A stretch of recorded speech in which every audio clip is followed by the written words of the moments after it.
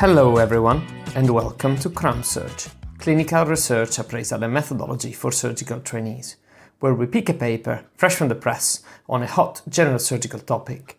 We review it for you, we present it for you, we critique its methodology for you, and provide top-of-the-field expert opinion and teaching on research appraisal and methodology. My name is Gio Perin, and together with Professor Sababala Subramanian and Maria Digby, we bring you CRAMsurg from the wonderful region of the Yorkshire and the Humber.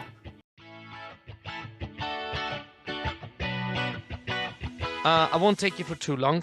So we're going to talk about factorial design and factorial trials.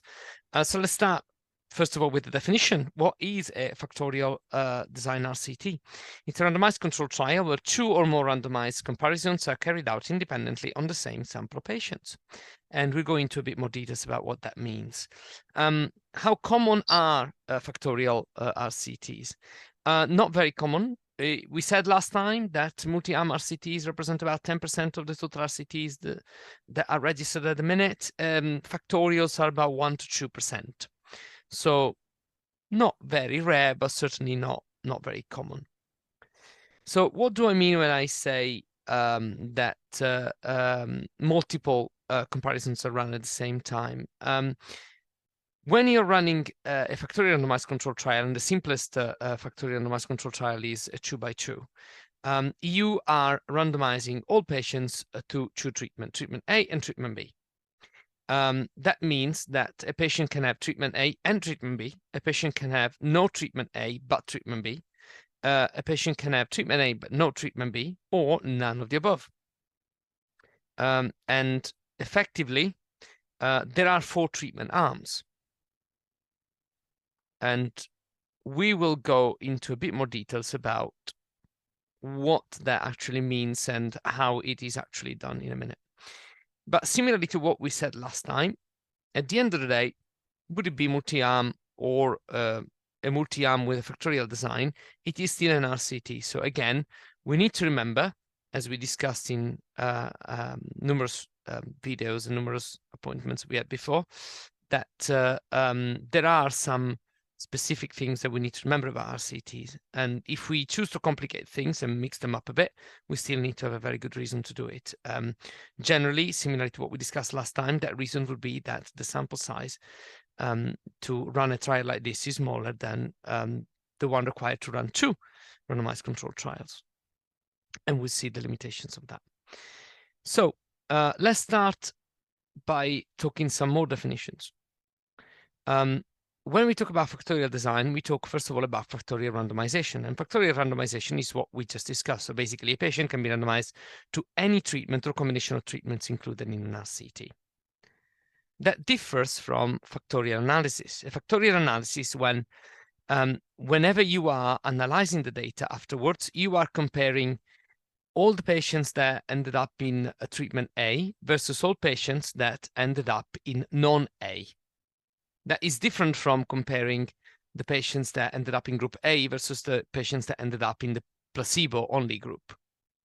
I hope that makes sense. Furthermore, when you say factorial design, you mean that both factorial randomization and factorial analysis are carried out. But to complicate things even a bit more, there is a thing called partial factorial design, where you can selectively exclude some patients from a particular randomization. And we will talk about some example later, but there are some patients that can be included in a factorial randomized controlled trial, and they might be eligible for treatment A, but they might not be eligible for treatment B. So they are selectively excluded from being randomized to treatment B because they're not eligible for that. And that does not necessarily affect the validity of the trial or the design itself. It's just called the partial factorial design. So why are we running factorial randomized controlled trials? First of all, we need to ask ourselves, what is the research question?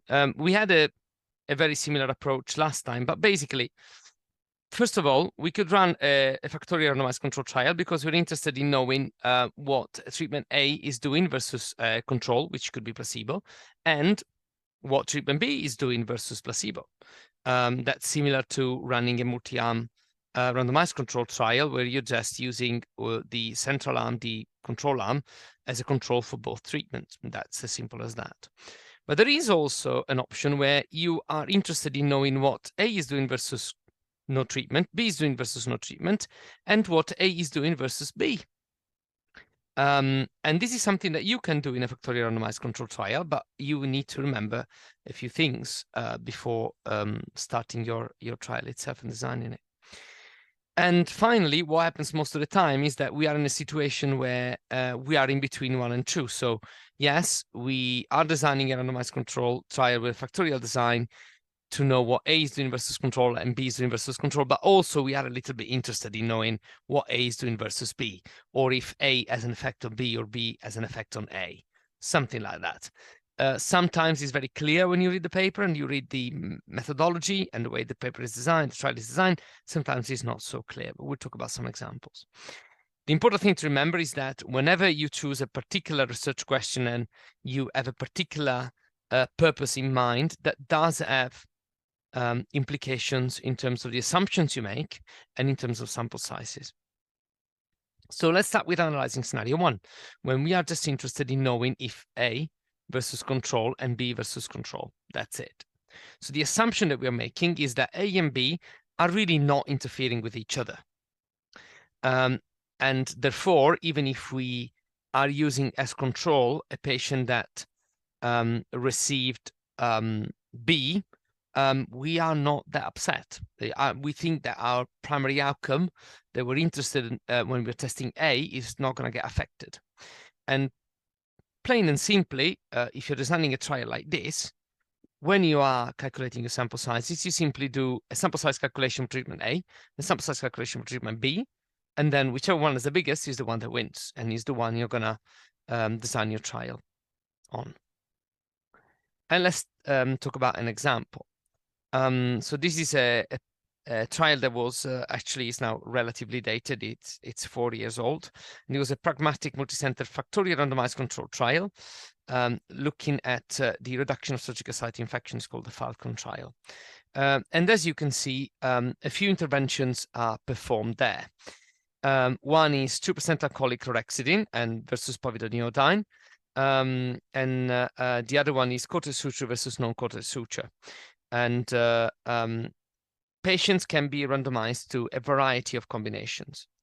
And as you can see from an extract from the methods session of this paper, the authors do assume that there is no intervention interactions. That means that using 2% alcoholic chlorhexidine versus a coated suture and non-coated suture in presence of a coated suture or non-coated suture will make no difference in terms of the infection rate. And same applies to the 10% povidone iodine.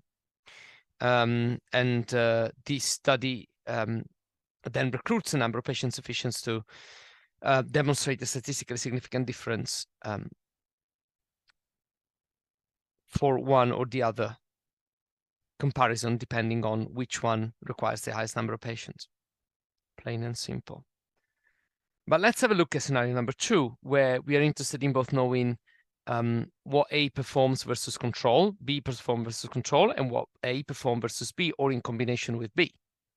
So in this case, we are assuming that A and B do have something to do with each other, or at least they do influence each other.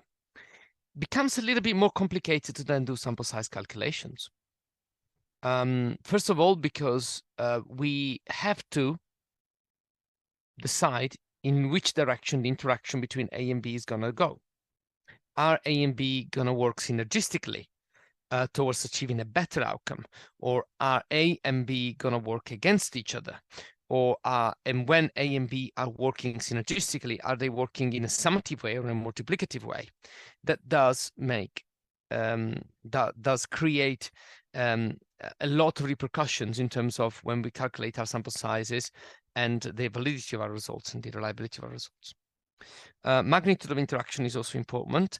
And generally speaking, if you're interested in knowing what is the effect of an intervention versus another, in a factorial randomized controlled trial, you probably need to increase your sample size. Most certainly you do. It's the magnitude by which you need to do it that is different depending on a number of factors. And this is an example, a very good example that was published in the New England Journal of Medicine a few years ago. So this is a factorial trial of 6 interventions for the prevention of postoperative nausea and vomiting. So as you can imagine, patients can get, in this context, randomized to a number of groups. And this diagram is quite complicated, but as you can see, a number of possible combinations are contemplated by the people that designed this study. And if you then go into the method session of this study, you will realize that the authors did put a lot of thoughts into it. And probably that's why they got it published in the New England Journal of Medicine and not in colorectal diseases, apart from obviously the topic being different and the magnitude of the study being different. But as you can see, the authors looked at the sample sizes required to both look at the single interventions versus control, but also look at bundles of interventions, such as 3 factors and 2 factors. And they realized that when they were looking at 3 factors together, they actually needed to recruit a much higher number of patients. And they also took into account the potential effect size of the combinations versus the single treatments that they were providing. And obviously did that quite well. So the vast majority of factorial randomized control trial that you find out in the literature are actually probably sitting in between 1 and 2. And we did review one of these in episode 15, which is now nearly 3 years old. That was the Lapsis trial. And if you go online and have a look at it, you can see our take on that at the time. And this was a factorial randomized control trial, synthetic versus biological mesh and laparoscopic versus open surgery for ventral hernia repair. And the authors here kind of fly over the issue of interaction between the treatments that they are offering patients. And it looks like they calculated the sample sizes based on the assumption that there is no interaction. But if you think about it, and I'm sure most surgeons that do any abdominal wall surgery will agree, there certainly will be a degree of difference in recurrence rate, and using synthetic versus biologic and laparoscopic versus open, depending on the combination you end up with, there will be a degree of interaction, at least. I think there will be, particularly in terms of SSIs. So ultimately, when you're choosing to perform a factorial randomized control trial, you've got to think of the pros and cons. What is the reason for doing it? As we said, we are complicating our life, and we are introducing potential further sources of bias and or things that could potentially affect our ability to make solid conclusions. So there are a few things that are worth considering. One we already talked about, and it's the interaction, but there are also some practical considerations that one should make. Suppose you want to test to make two comparisons, and you are providing your 2 interventions to your patients. Ideally, you want to administer those interventions together for practical purposes. You don't want an intervention to be done at day 1 post-op and one to be done 7 days post-op, because it becomes a little bit messy to make sure that all the patients are located in the right spot and they are receiving the right intervention at the right time. So generally, if interventions are administered at different times, it's probably a bad idea to do it, but still possible. Eligibility. Ideally, if you're designing a trial like this, you would like the vast majority of patients that you include to be eligible for all the treatments you are experimenting on. Otherwise, you will end up having some patients excluded, which is doable. You just have to kind of try and predict how many are going to end up in that situation, and then do a partial factorial design. Recruitment, adherence, and dropout can have massive consequences in a factorial trial. Suppose you are trialing a chemo drug, and a significant number of patients are getting some side effects. Now, if you're just doing that chemo drug versus placebo or versus standard of care, fine, you're going to lose some power in your comparison. But if you are doing this in the context of the factorial RCT, you're going to lose patients on both comparisons. And that can have massive consequences in terms of the results of your trial at the end. Interim analysis can play a different role in this context. Ideally, you should be able to selectively stop one particular intervention when you feel that that intervention has become futile or has an excessive amount of side effects without affecting patients that are in the trial and are receiving the other intervention. And obviously, there's an issue with multiplicity. Ideally, if you're doing a factorial design randomized control trial, you want a situation where multiplicity adjustment is not necessarily required. And if you go back to my presentation from last month, multiplicity adjustment is not mandatory all the time. But if a lot of adjustment is required, no, generally speaking, your results will be more diluted. So nearly at the end, when we're talking about interactions between the treatments that we are experimenting on for this type of randomized control trial, we need to remember that they do affect the sample sizes that we need. So the first question that we need to ask ourselves is, do we care about the interactions between treatment? Are we going to compare those treatments with each other or just against a placebo? And if we do care, then is it then relevant to the study? And ultimately, as I mentioned, we need to go back to the research question to determine all that.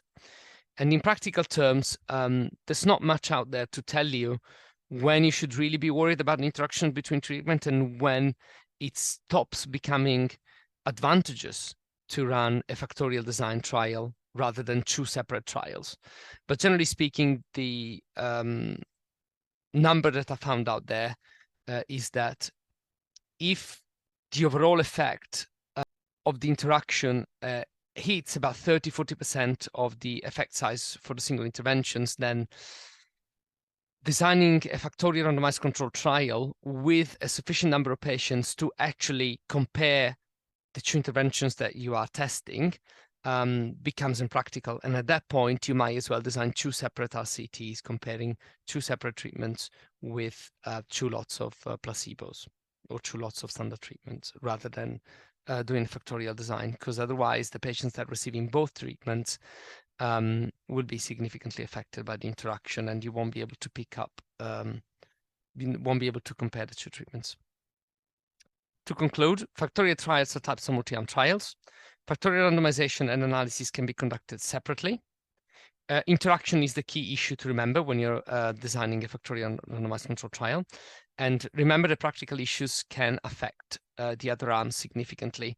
And practicalities are very important when you are looking at factorial RCTs. So at the end of the day, it's again all about the question. And similarly to what I mentioned last time, these trials are becoming more common, so extension of reporting guidelines are available specifically for this particular type of randomized control trials. And I will stop here. Thank you everyone for tuning in and listening. Until next time, keep running your life with our surgical podcast.